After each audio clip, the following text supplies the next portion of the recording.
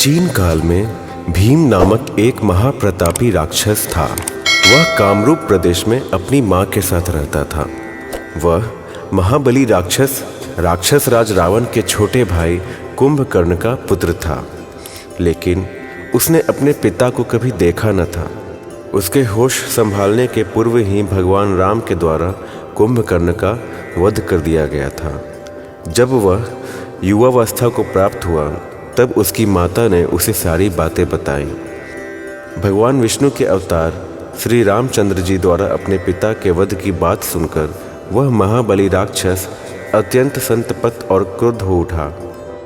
जब वह निरंतर भगवान श्री हरि के वध का उपाय सोचने लगा, उसने अपने अभिष्ट की प्राप्ति के लिए 1000 वर्ष तक कठिन तपस्या की। उसकी तपस्या से प्रसन्न होकर ब्रह्मा जी ने उसे लोक विजयी होने का वर दे दिया। अब तो वह राक्षस ब्रह्मा जी के उस वर के प्रभाव से सारे प्राणियों को पीड़ित करने लगा। उसने देवलोक पर आक्रमण करके इंद्र आदि सारे देवताओं को वहां से बाहर कर दिया। पूरे देवलोक पर अब भीम का अधिकार हो गया। इसके बाद उसने भगवान श्री हरि को भी युद्ध में परास्त किया। श्री हरि को पराजित करने के पश्चात उसने कामरूप के परम शिव भक्त राजा सुदक्षिण पर आक्रमण करके उन्हें मंत्रियों अनुचरों सहित बंदी बना लिया। उसके अत्याचार से वेदों, पुराणों, शास्त्रों और स्मृतियों का सर्वत्र एकदम लोप हो गया।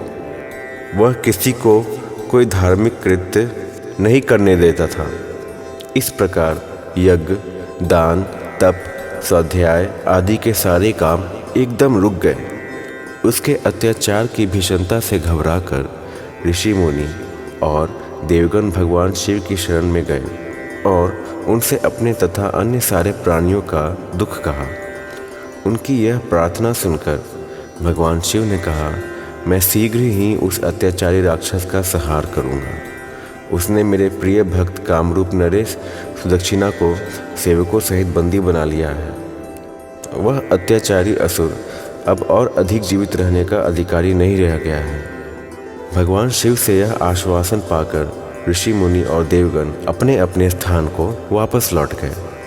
इधर राक्षस भीम के बंदी गृह में पड़े हुए राजा सुदक्षिण ने भगवान शिव का ध्यान किया। वे अपने सामने पार्थिव शिवलिंग रखकर अर्चना कर रहे थे।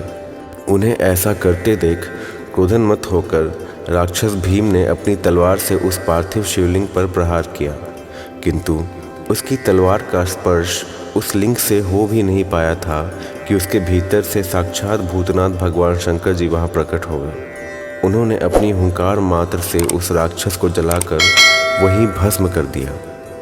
धन्यवाद।